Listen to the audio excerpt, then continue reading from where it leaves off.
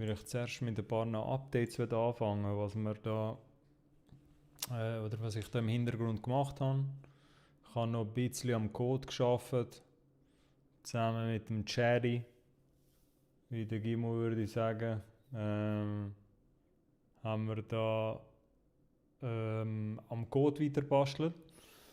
Von der Followerliste, Spotify-Followerliste, mit dem Popularity-Wert, aber zu dem kommen wir nachher noch, weil ich habe schon ein, zwei Fragen in den IG-DMs dazu. Was gibt es oder was kann man zu der Liste prinzipiell sagen? Wir sind schon bei 400 Artists jetzt, die da drin sind. Es werden noch mehr. Ich werde wahrscheinlich heute, das ist so der Startschuss, das sind jetzt mal die 400, wo ich da habe mit meinen Verzeichnissen und Listen. Ich könnte sicher noch auch ein paar andere Playlists durchgehen und Verzeichnisse, die ich kann, aber wir nehmen auch die Hilfe zur Hand von einer externen Liste, vom Krigu, vom MQ, vom Nebengeräusch-Podcast, der sich da bereit erklärt hat, um ein bisschen mithelfen bei diesen Einträgen. Oder einfach hat er mir seine Listen geschickt, um sich ein bisschen abzugleichen. Und dann werde ich die sicher jetzt auch noch ergänzen. Das heisst, wir werden sicher noch auf mehr Artist-IDs kommen, als die 400, die jetzt da schon drin sind, die ihr seht. Ein weiteres Update. Ich habe jetzt das ist jetzt der 3. Tag, gleich tracken. Also alte Artist-IDs oder das, was ihr da seht, das Update von heute, das Datum da im Hintergrund, das wird jetzt täglich gemacht und in eine neue Excel-Liste reingepackt. Und mit dieser Excel-Liste im Idealfall können wir dann wie so ein bisschen einen Zeitstrahl machen. Oder wenn wir dann mehrere Wochen haben oder auch dann Monate. Das bedingt ein bisschen momentan, dass ich manuell immer das kurze Update oder den Code schnell rennen muss. Einmal pro Tag an den Abenden. Jetzt schaue ich mal, irgendwie kann man das wahrscheinlich auch noch automatisieren, aber so weit bin ich gar noch nicht. Aber ja, das wird jetzt wie so die Follower, Spotify-Follower und auch der Popularity-Wert, der wird jetzt für die 400 Spotify Artist-IDs wird der jeden Tag getrackt. Im Idealfall skippe ich keinen Tag.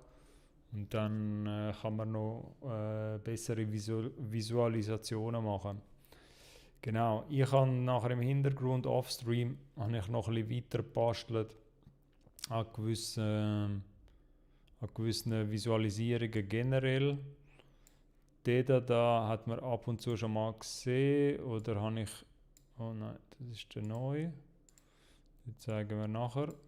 Aber genau. Die Barchart da, wo man einfach die Artists sieht, je nachdem von wo man jetzt plottet, das ist von der kleinsten Follower-Anzahl von einer Spotify-ID zu der grössten, es wird dann immer grösser. Die Barchart habe ich schon ein paar Mal gezeigt. Das habe ich jetzt auch ab und zu ein bisschen getestet, dass ich vielleicht so die ersten 300 Artist-IDs oder so bis 300, 400, 500er Follower-Range, dass ich das auf Instagram-Stories ab und zu packe, weil es halt auch visuell gerade so schön irgendwie in Story-Format würde reinpassen. Aber das war immer nur so ein täglicher Print gewesen.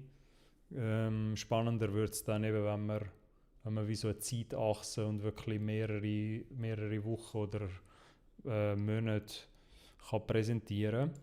Genau, das hat es aber schon gegeben. Am Layout ändert sich vielleicht noch ein paar Sachen. Ich finde es eigentlich gut schön in dem orange-hellen Theme so. Und werde die andere Visualisation auch so machen. Dann habe ich noch etwas anderes gebastelt, wo so ein bisschen den Quervergleich zeigt mit dem Popularity-Wert. Es ist also so, dass mit der Spotify API Schnittstelle, wo man da abzapfen kann, das habe ich schon mal erwähnt, ganz kurz, du kommst leider nicht alle Daten über. Also so Sachen wie die Streams kommt man leider zum heutigen Zeitpunkt nicht irgendwie über, ohne dass man jetzt das manuell oder mit anderen Programmierungen irgendwie von der Spotify Artist Pages irgendwie müsst rausholen. Die Streaming-Zahlen sind zwar öffentlich, auf der Desktop-Version sieht man die ja, aber die kann ich da leider irgendwie nicht als Spalte mit dazu nehmen. Und daher, das, was ihr da seht, ist auch pretty much das, was man bekommt vom System momentan. Es gibt noch andere Tabellen, die zeige ich euch nachher auch, wo man die Top Most Popular Tracks irgendwie kann rausbekommen. Das ist auch noch cool.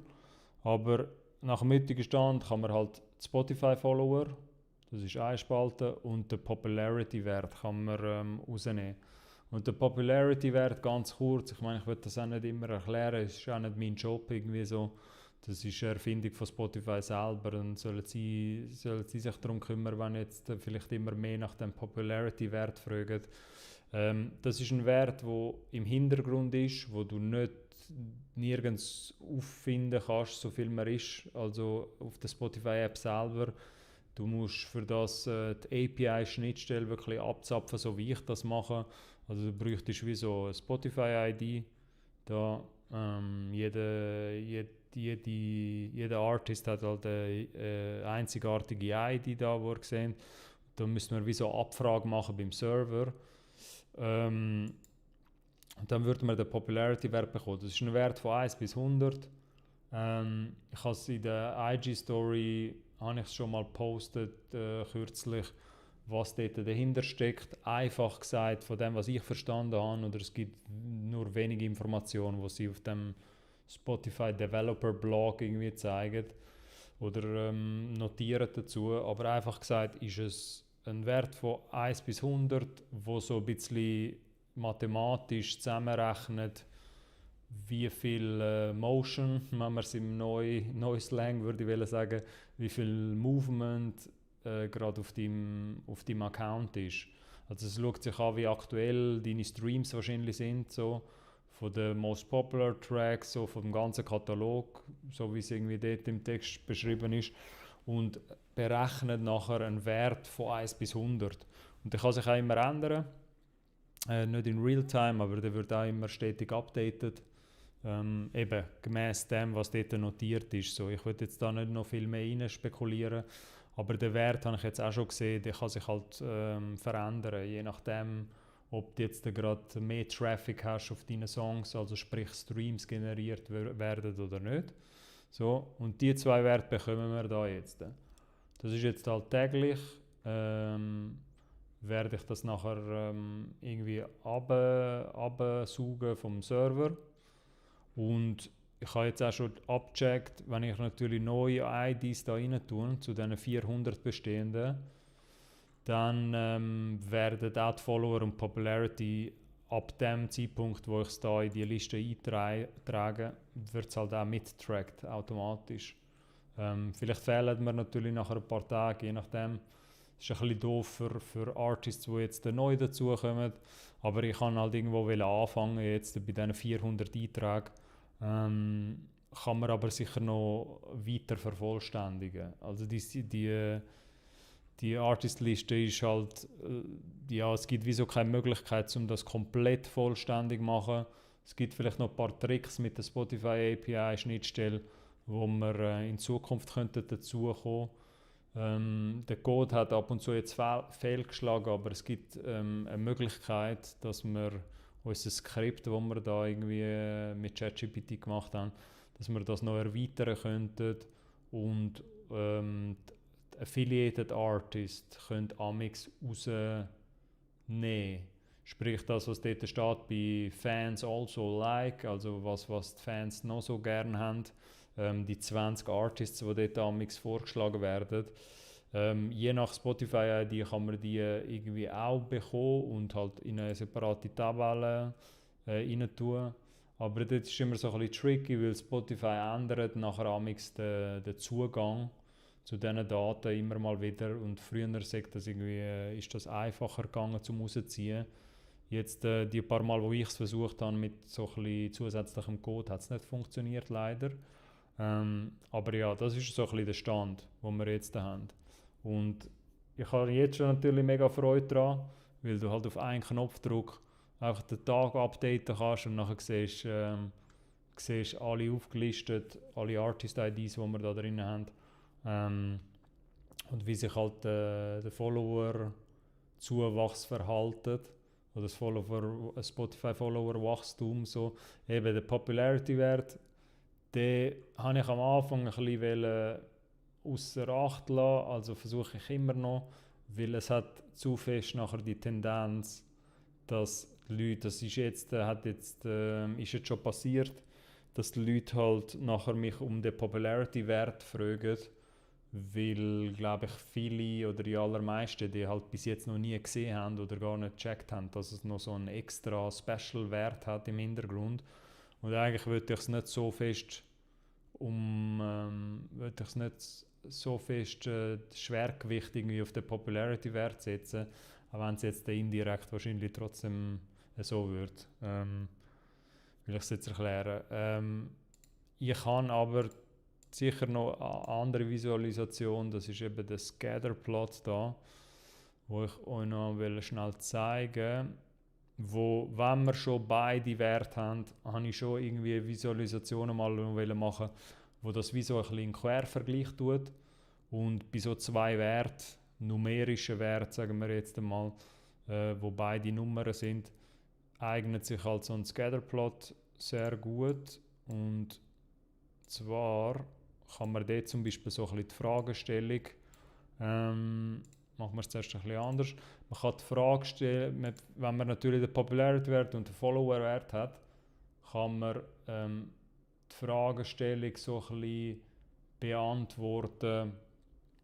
Wie soll ich das wordern? Also für mich ist es irgendwo durch spannend gewesen, dass du herausfinden könntest, hey, wer hat vermeintlich von den neueren Newcomerinnen und Newcomer, wer hat einen Low Follower Count, Spotify Follower Count, aber dafür hohe Popularity. Also sprich, noch wenig Follower, aber hoher Popularity-Wert, wo würde ich darauf schliessen, dass der Account trotzdem oder die Songs wiederum trotzdem gut oder stark gestreamt werden, weil sonst wäre der Popularity-Wert nicht hoch. So. Und weil wir natürlich jetzt beide Werte haben, für alle Artists, kann man so eine Visualisation wie den Scatterplot plotten. Und das sieht dann so aus. Schauen wir mal da. Ganz kurz erklärt, aber ich bin das noch ein bisschen am Austesten, wie du das am gescheitsten visualisieren kannst. Aber du hast auf der einen Achse, auf der X-Achse da unten haben wir die Followers, die Anzahl Follower. Und auf der Y-Achse da oben haben wir Popularity-Wert. Und ihr seht da in der unteren Reihe geht der Wert auch nicht irgendwie viel höher als 25. So. Ich habe jetzt einmal die Artists aus dieser Liste, die ihr ursprünglich gesehen habt, habe ich alle Artists plottet, die bis 500 Follower zurzeit haben auf Spotify, auf ihrer Artist-Page und halt einen Wert, wo die allerwenigsten halt bis auf 25 aufgeht, ein Popularity-Wert. Und die einzelnen Punkte, die ihr da seht, sind alles einzelne Artist-IDs. Bei diesen Namen, die jetzt spezifisch da gehighlightet sind, habe ich einfach eine extra Formel noch gemacht oder eine extra Funktion, weil sonst wären alle Punkte voll mit Namen und das wäre ein bisschen unübersichtlich. Ich habe jetzt da, das sieht man da auch, habe ich wie, kann man da sagen nachher in der Visualisierung, hey, gib mir nur den Namen an oder zeig mir nur die an, die unter bis 200 Follower sind und einen Popularity-Wert haben von über 5.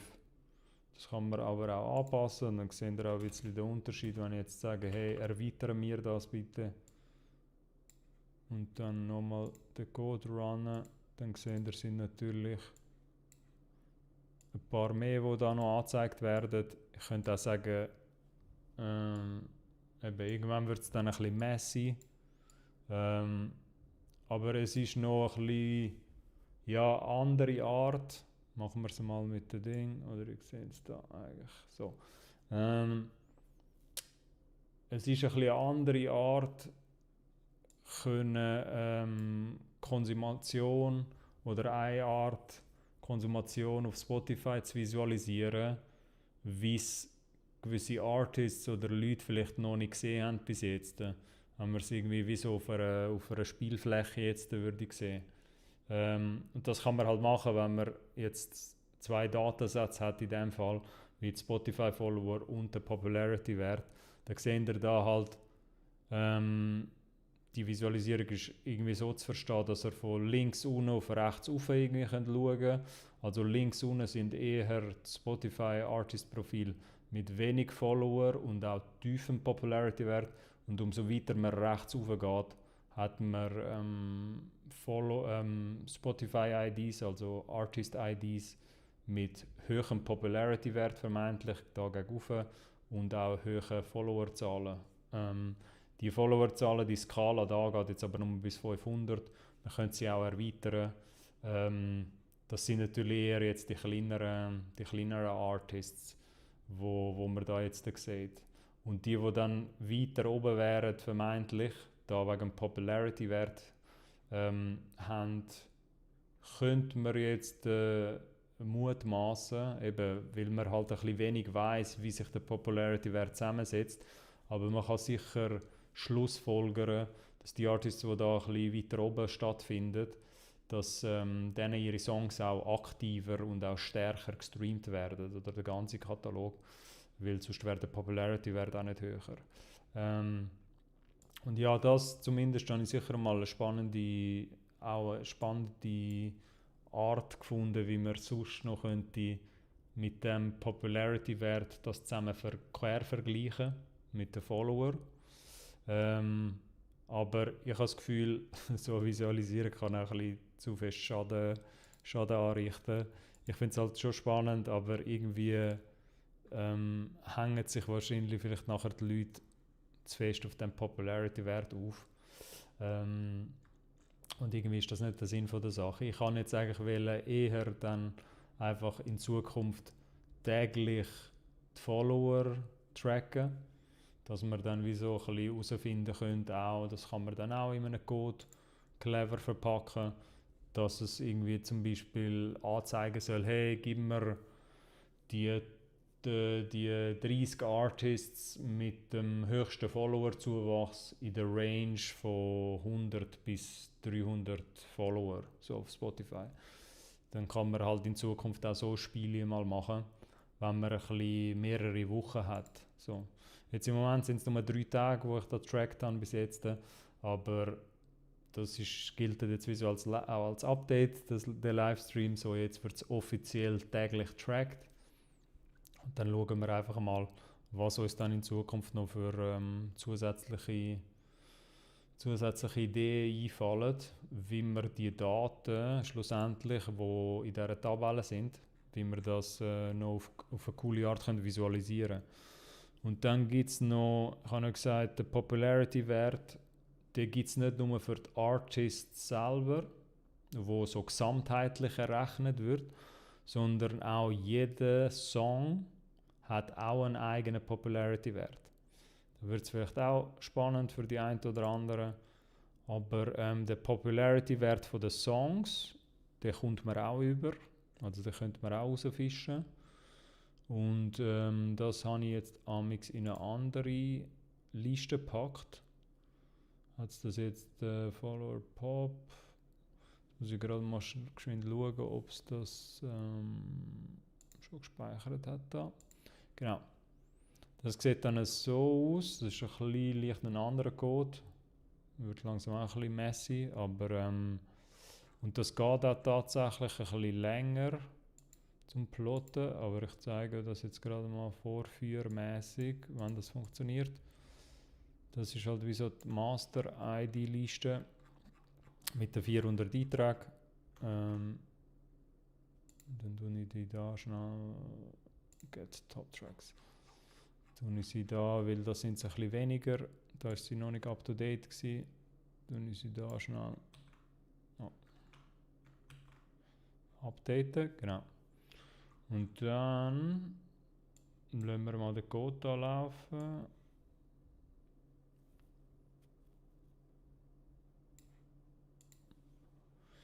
Wenn es jetzt keine Error-Meldung gibt. Und das geht ein bisschen länger.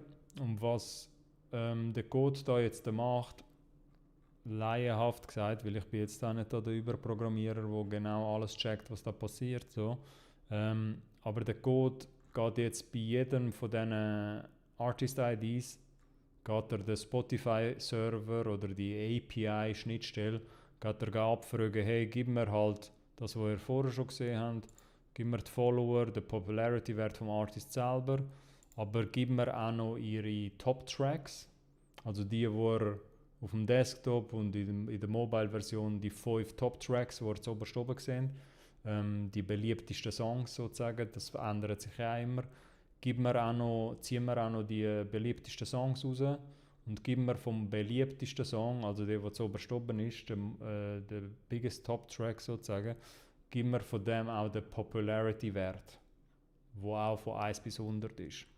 Und weil es jetzt mittlerweile so viele Artist-IDs sind, geht das ein paar Minuten, aber jetzt können wir es gerade mal testen, ob das nachher funktioniert. Und dann würden wir nochmal eine eigene Tabelle bekommen.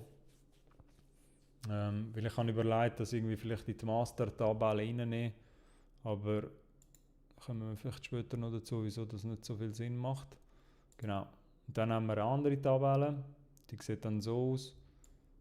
Hinten dran, das ist jetzt ein bisschen schwierig, sehen wir da nicht, es sei denn, ich mache vielleicht da ein bisschen Platz, aber das geht nicht. Jetzt anders. Ich zeige sowieso, mache es ein bisschen kleiner.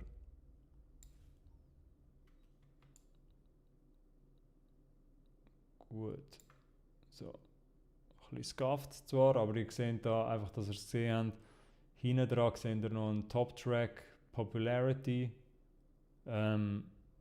Sprich, es gibt auch die Möglichkeit, zu den beliebtesten Songs auch noch den eigenständigen Popularity-Wert rauszuziehen. Und mir geht es jetzt aber mehr um das Ding. Jetzt können wir da wieder ein bisschen zoomen. Sonst.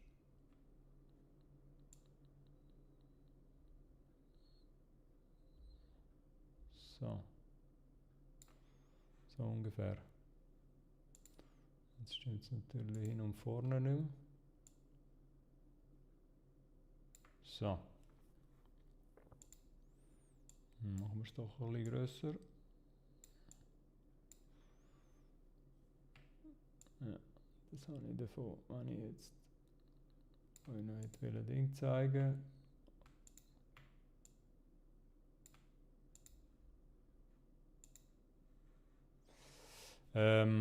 Genau. Ihr seht es jetzt halt da nicht, aber es gibt wie so noch zusätzliche es gibt noch zusätzliche Spalten neben dem Top Track Name und dort hat es tatsächlich auch den Popularity-Wert von diesen Songs, die ihr da seht. Aber zumindest kommt man da nachher in dieser Tabelle für alle Artist-IDs, die man da rein tut, kommt man auch den Top Track über. Also der Top Track, wo ihr da jetzt aufgelistet seht, der Songtitel, ist wie so der most popular Song, wo ihr auch auf der Artist-Page zuoberst oben seht. Und das ändert sich ja auch immer, je nach Traffic oder je nachdem, welche Songs gerade stärker konsumiert werden. Aber es ist noch ein cooler Side-Effekt, dass man das auch noch so auf einen Schlag einfach rausziehen. Dann sieht man das da auch. Könnte man natürlich auch einfach manuell anschauen, indem man auf den jeweiligen Artist-Pages unterwegs ist. Genau, das ist aber auch noch eine neue Liste. Was ich aber mit dem mache, mit diesen Top-Track-Names, weiß ich irgendwie noch nicht. So viel gefühlt jetzt bringt das auch nicht, das zu wissen.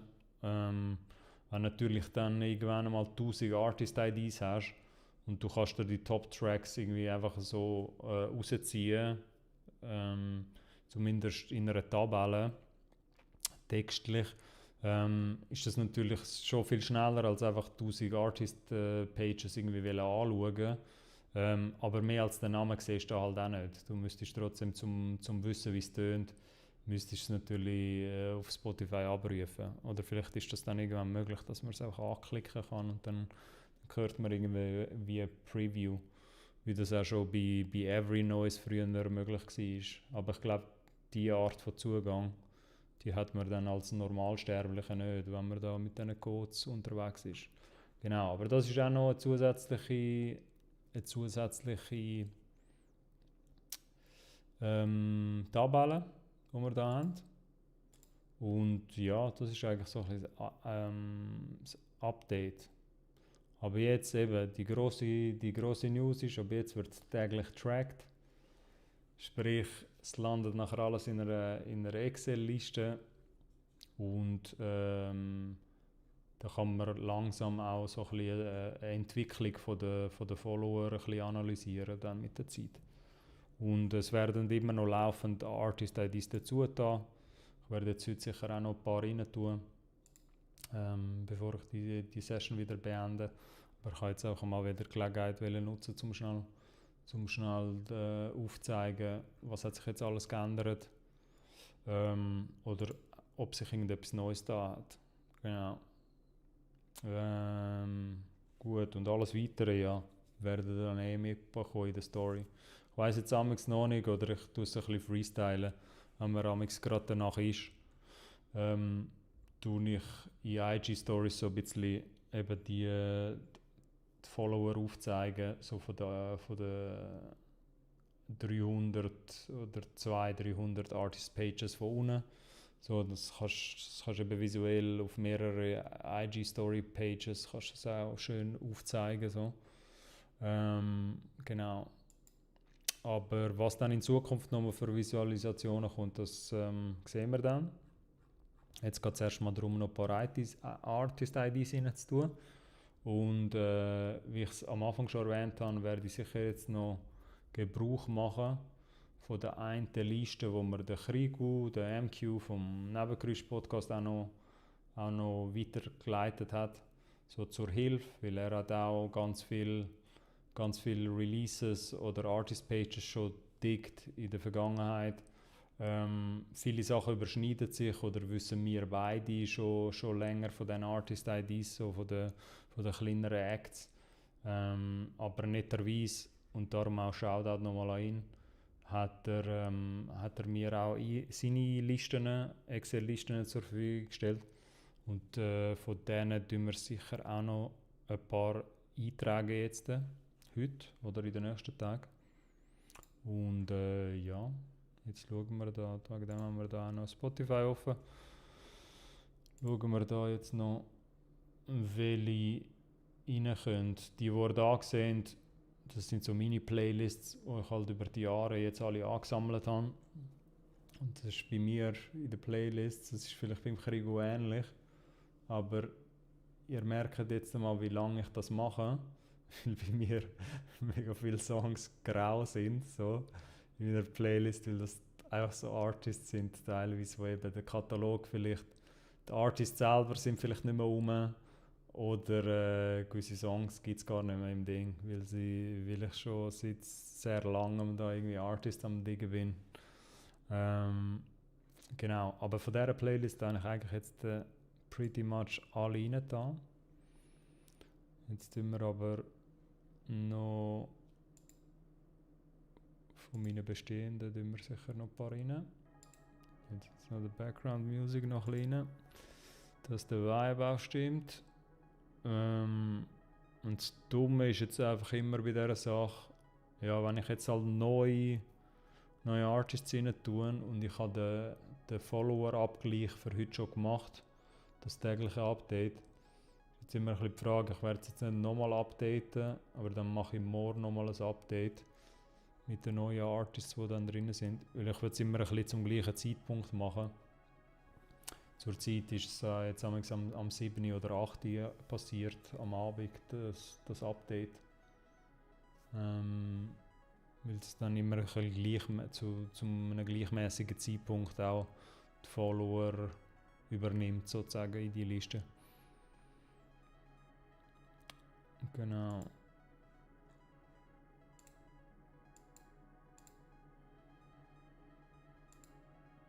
Oh.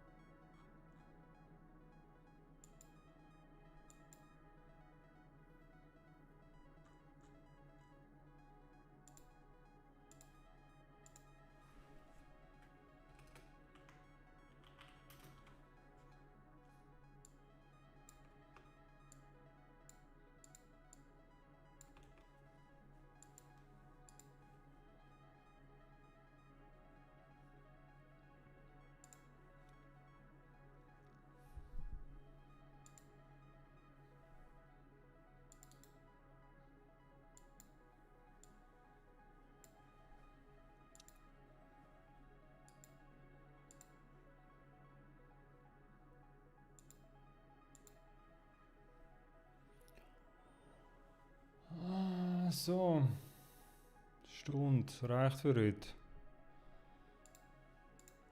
Ich würde sagen, das war es mal von diesem Update von der Liste. Wir machen dann sicher in den nächsten paar Tagen oder Wochen machen wir sicher noch weiter. Dann adde ich noch ein paar neue IDs dazu. Und schauen wir mal, vielleicht in den ersten paar Wochen, wenn ich es jetzt täglich tracke, kann man vielleicht schon gewisse Statistiken öffentlich aufzeigen. Aber wenn, dann werde ich sicher über Instagram das noch informieren. Und ich würde sagen, bis zum nächsten Mal. Tschüss zusammen.